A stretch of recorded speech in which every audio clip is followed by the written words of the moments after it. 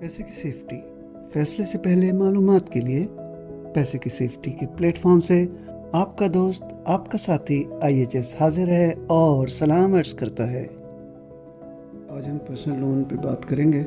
Personal यानी ज़ाती loans.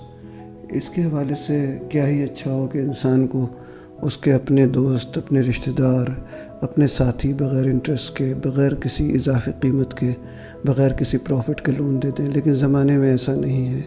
ऐसा हो भी जाता है और बाज़ औक़ात नहीं भी होता, लेकिन ज़रूरत नहीं हटती है। इसके लिए बैंक्स भी इस तरह की चीज़ें ऑफ़र करते हैं, पर्सनल लोन्स। पाकिस्तान में बेशुमार बैंक्स हैं, बैंक ऑफ खैबर, और इसके रेगुलेटर्स भी हैं, MCB भी है, लाइट बैंक है, बैंक अल-फलाह है, हबीब बैंक है, NBP है। ये तमाम बैंक्स लोन। आइए अब हम बात कर लेते हैं स्टेट बैंक की रेगुलेशंस की। इन रेगुलेशन से हट के कोई भी बैंक अपनी पॉलिसी नहीं बना सकता। लिहाजा जब भी आप कंज्यूमर फाइनेंसिंग की तरफ जाइए तो ये 4 कंडीशंस हमेशा देख लीजिए कि आप इनसे कंप्लाइट करते हैं या नहीं करते। ये 2020 का सर्कुलर है, स्टेट बैंक का circular letter 26 number consumer banking में। इसमें बड़ा सराहन इसने स्टेट बैंक ने बता दिया है कि कोई भी इंडिविजुअल्स टोटल क्लीन लिमिट उसकी 3 मिलियन से ज़्यादा नहीं हो सकती, जो कि क्रेडिट कार्ड और पर्सनल लोन की मद में ले सकता है। इसी तरह total clean and secured limit 7 million से ज़्यादा नहीं हो सकती। जबकि दूसरी तरफ प्राइम कस्टमर के लिए, प्राइम कस्टमर बैंक्स के वो कस्टमर होते हैं जिन पे क्रेडिट वर्दीनेस ज़्यादा बेहतर बैंक समझता है। इनकी क्लीन लिमिट 7 मिलियन है और वो 7 मिलियन में पर्सनल लोन्स जो हैं 4 मिलियन से ज़्यादा के नहीं हो सकते।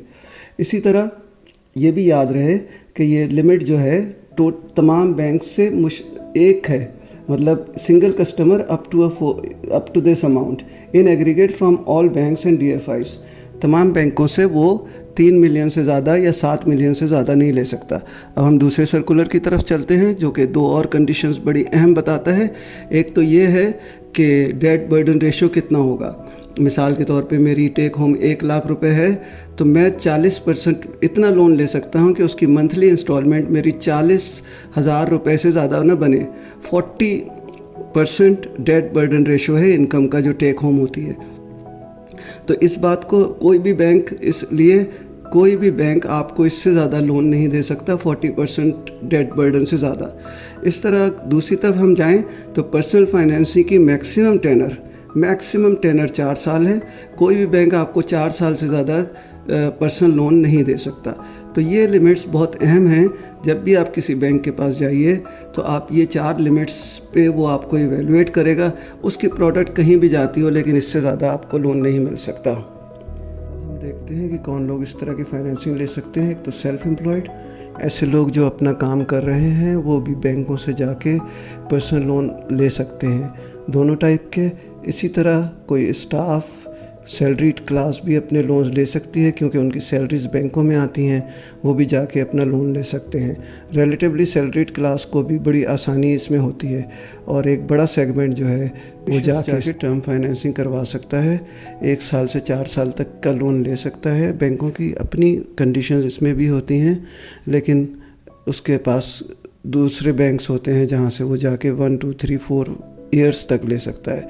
इसी तरह दूसरी चीज़ होती है रनिंग फाइनेंस, जिसमें वो जब ज़रूरत हो लोन ले ले और दे दे। मिसाल के तौर पे 1 साल के लिए लोन लिया, लेकिन उसे ज़रूरत 2 महीने के लिए थी। उसने 2 महीने जब लोन की ज़रूरत थी लोन लिया, 2 महीने बाद पे कर दिया और उसका लोन फिर गोइंग फॉरवर्ड ले सकता है।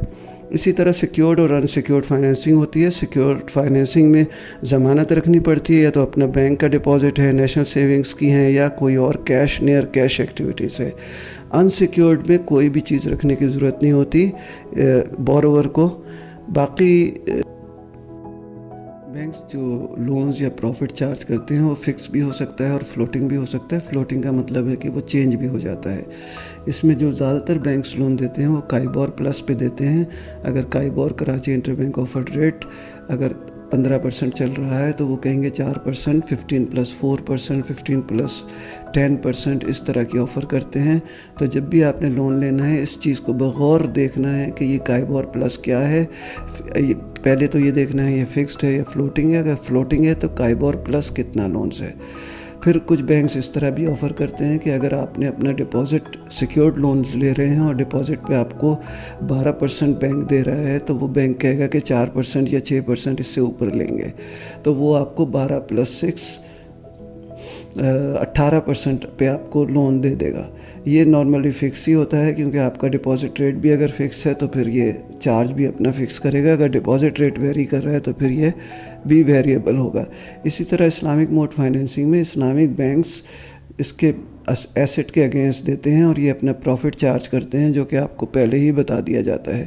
کچھ بینکس فکس ریٹ پہ بھی دیتے ہیں، وہ کہتے ہیں 22% پہ، 25% پہ، 8% پہ، جیسا بھی انٹرسٹ ریٹ انوائرمنٹ ہو۔ تو جب بھی آپ بوروئنگ کرنے جائیں، پرسنل لون لینے جائیں، تو یہ خصوصی طور پہ آپ نے دیکھنا ہے کہ پروفٹ ریٹ یا انٹرسٹ ریٹ کیا ہے، فکس ہے، فلوٹنگ ہے، اور فلوٹنگ ہے تو کتنا اس پہ لوڈ ہوگا اور کب یہ چینج ہوگا۔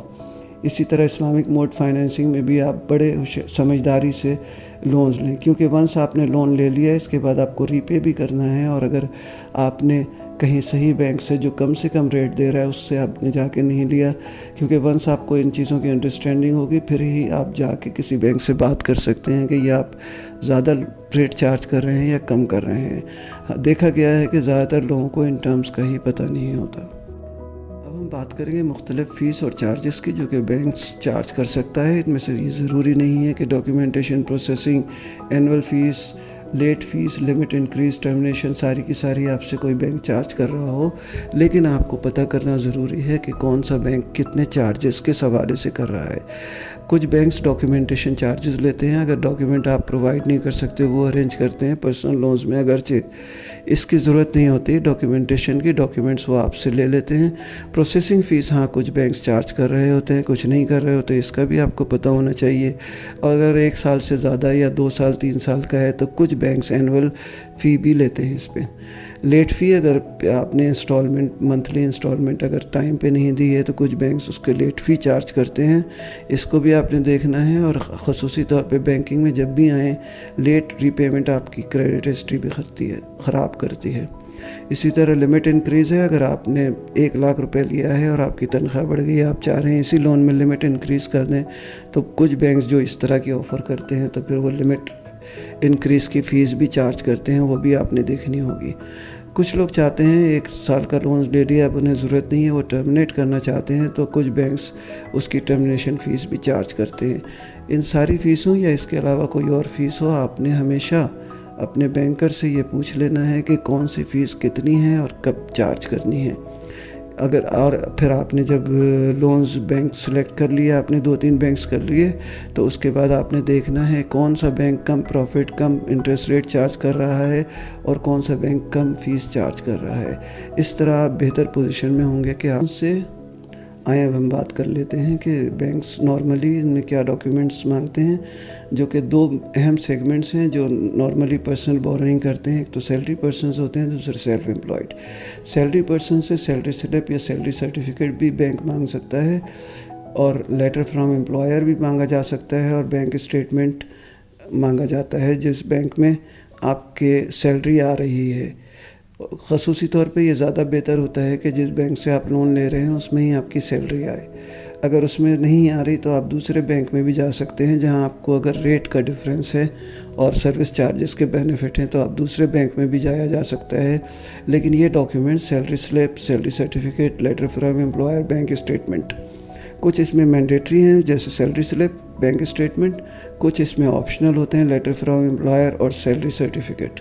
اسی طرح سیلف امپلائڈ سے لینتھ آف بزنس ایویڈنس مانگا جا سکتا ہے، ہینڈین بزنس پروف مانگا جا سکتا ہے، اور بینک اسٹیٹمنٹ تو مسٹ ہی ہوتا ہے، کیونکہ وہ اس سے لینتھ آف بزنس ایویڈنس اور یہ بھی دیکھتا ہے کہ اس کو انکم ہو رہی ہے یا نہیں ہو رہی ہے بزنس سے، کیونکہ بینک انسیکیورڈ لونز جب دے رہے ہوتے ہیں تو ان کو سیکیورٹی بھی دیکھنی پڑتی ہے۔ ان ڈاکیومنٹس کے حوالے سے وہ اس پوزیشن کو ایویلویٹ کر لیتا ہے۔ بورنگ لمٹ بھی انڈیویجول ٹو انڈیویجول اور بینک ٹو بینک ویری کرتی ہے۔ بینک اپنی پرسنل لون کی پروڈکٹ بناتے ہیں، اس میں بھی ایک بورنگ لمٹ بناتے ہیں کہ اس سے زیادہ ہم نے لینڈنگ نہیں کرنی۔ تو پرسنل لون میں ضروری نہیں ہے کہ ہر بینک 30 لاکھ سے زیادہ کا یا 30 لاکھ تک لونز دے رہا ہو، جو کہ اسٹیٹ بینک کی لمٹ میکسیمم لمٹ ہے کہ 3 ملین تک کلین فائنینسنگ ہو سکتی ہے۔ اس میں ڈیٹ برڈن ریشو بھی انسان کا بڑا کاؤنٹ ہوتا ہے. جس آدمی کی انکم ہی 1,00,000 روپے ہے تو وہ 40,000 سے زیادہ ری پیمنٹ کر نہیں سکتا اور 2 سال کے لیے لون لے رہا ہے تو اس کی لمٹ بھی پھر اکارڈنگلی چینج ہوگی. تو بورنگ لمٹ کسی بھی انڈیویجولس کی بہت کمپلیکیٹڈ کیلکولیشن ہوتی ہے، اس طرف آپ نے دیکھنا ہوگا. لیکن آپ نے سوال یہی کرنے ہیں کہ آپ کی کتنی لمٹ بن رہی ہے ڈیٹ برڈن ریشو کے حوالے سے، اور بینک کی لمٹ کتنی ہے میکسیمم لمٹ. بینک پھر اسی طرح لون دے گا. اگر آپ کی اپر لمٹ بینک کی لمٹ سے میچ نہیں کر رہی تو آپ دوسرے بینک جا سکتے ہیں، وہاں سے لون لیا جا سکتا ہے. اب آئیے کریڈٹ ہسٹری کی طرف، جو ایک بہت اہم ایلیمنٹ ہے. نارملی لوگ سمجھتے ہیں کہ کریڈٹ ہسٹری کوئی بہت عام سی چیز ہے اور انہیں اپنی کریڈٹ ہسٹری کا اندازہ نہیں ہوتا. نیگیٹو کریڈٹ ہسٹری یا کوئی کریڈٹ ہسٹری نہیں ہے، اس میں بھی بڑا فرق ہے. نیگیٹو کریڈٹ ہسٹری بہت خطرناک ہوتی ہے، لہٰذا کسی آدمی کو بھی، کسی کو بھی، پرسن کو بھی کبھی اپنے لونز کی ری پیمنٹ میں ڈیفالٹ نہیں کرنا چاہیے، بلکہ ڈیلے بھی کرنے سے اس کی ہسٹری خراب ہوتی ہے اور وہ اگلا لونز یا اگلے بینک کی فیسلٹی اویل کرنے میں اس کو پرابلم ہوتی ہے. یہ بات بہت اہم ہے کہ لون تو حاصل کر لیا لیکن لون کی ری پیمنٹ کی طرف سے کبھی کوتاہی نہیں ہونی چاہیے. لون کی ری پیمنٹ کا لون حاصل کرنے سے پہلے سوچ لینا چاہیے کہ ہم کس طرح یہ لون ادا کریں گے.